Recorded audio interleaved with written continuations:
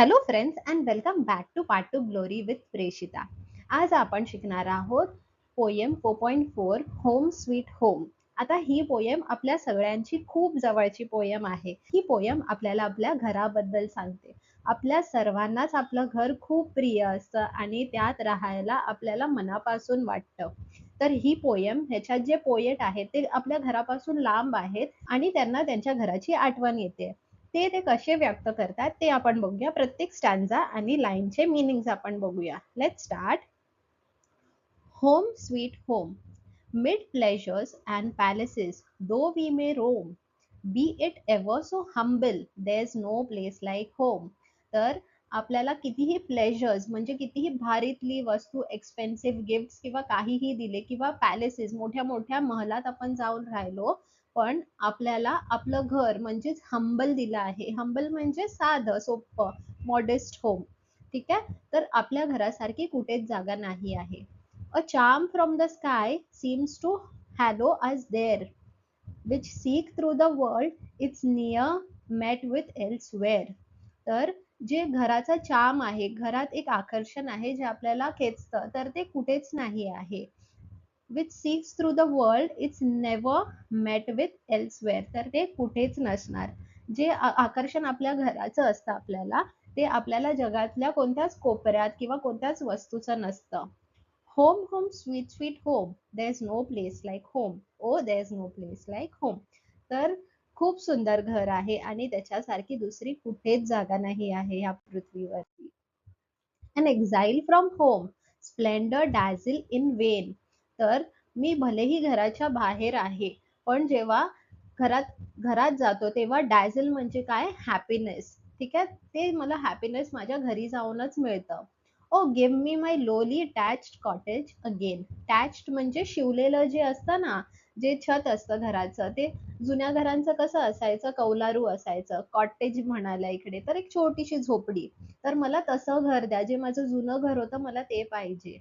The bird singing gaily that come at my call, give me them and the peace of mind dearer than all. तर जिकडे पक्षी माझ्या घराच्या बाहेर बसून गेली म्हणजे काय, एकदम मधुर आवाजात गाणी गायची, तर मला ते द्या. Give me the peace. Peace म्हणजे शांतता. मला माझं मन माझ्या घरातच जाऊन शांतता मला मिळते आणि तेच माझ्यासाठी सर्वात प्रिय आहे, dearer. Okay. Home home sweet sweet home, there is no place like home. O there is no place like home.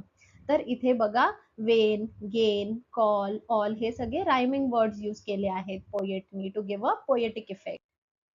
I gaze on the moon as I thread the dearer wild and feel that my mother now thinks of her child.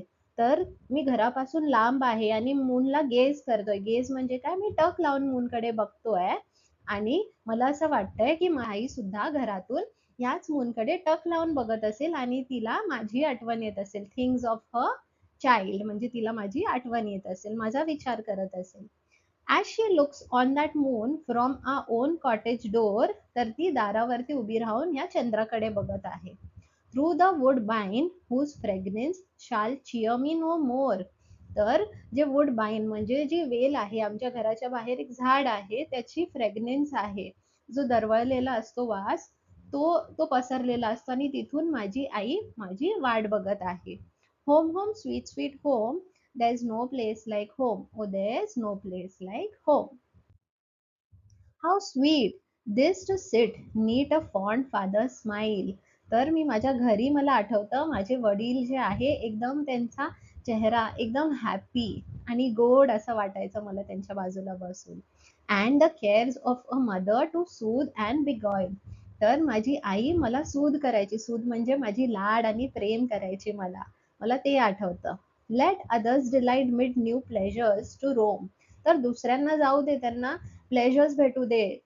कशामध्ये, Rome म्हणजे फिरून आनंद भेटू दे. But give me, O give me the pleasures of home. मला माझ्या घराचा pleasure भेटू दे. दुसऱ्यांना जाऊ दे, त्यांना फिरून प्लेजर भेटू दे, पण मला माझ्या घरी गेल्यावरच आनंद मिळणार आहे. Home home sweet sweet home, there is no place like home. O there is no place like home. To thee I'll return, overburdened with care. The heart's dearest solace will smile on me there. तर मी ओव्हरबर्डन्ड आहे, माझ्यावरती खूप जबाबदारी आहे, खूप काळजी आहे, पण मी ह्या घराकडे परत येणार. The heart's dearest solace will smile on me there. मला आनंद त्या घरी येऊनच मिळणार आणि मी येणार तिकडे. No more from that cottage again will I roam, be it ever so humble, there is no place like home. तर माझ्या घरासारखं अजिबात दुसरी कोणतीच जागा नाही आहे. Home home sweet sweet home, there is no place like home, oh there is no place like home, by John Howard Payne. तर ही पोएम तुम्हाला कशी वाटली, ह्याचं मीनिंग समजलं की नाही मला नक्की कमेंट करून सांगा. आणि अजून काही डाऊट्स असतील तर मी त्याचं नक्की उत्तर देईन. Thank you for being till here. All the best.